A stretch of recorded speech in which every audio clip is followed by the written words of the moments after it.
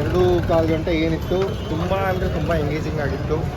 Plot build ಆಗ್ತಾ climax ಅಂತೂ amazing ಆಗಿದೆ. ಎಲ್ಲರೂ ಬಂದು ನೋಡಲೇಬೇಕು ಮೂವಿನ.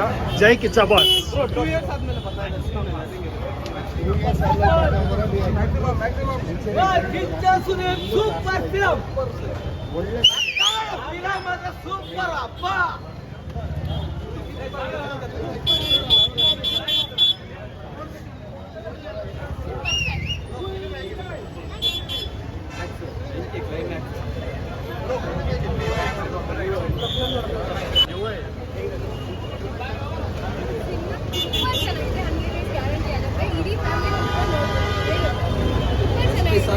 ನಂತರ ಒಳ್ಳೆ ಇನ್ವೆಸ್ಟಿಗೇಷನ್ ಇರುವಂಥ ಮೂವಿ ಬಂದಿದೆ. ಪ್ರತಿಯೊಬ್ಬರು ಕನ್ನಡರು ಎಲ್ಲರೂ ಬಂದು ಫಿಲಮ್ ನೋಡಿ ಅಂತ ಕಿಚ್ಚ ಸುದೀಪ್ನ ಮತ್ತೆ ನೀವು ದೊಡ್ಡ ಸ್ಕ್ರೀನಲ್ಲಿ ಆರಾಧಿಸಬೇಕು ಅಂದರೆ ಖಂಡಿತವಾಗಿ ಈ ಫಿಲಮ್ ನೋಡಿ.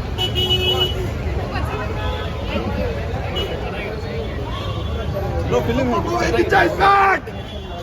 ಹೇಗಿತ್ತು?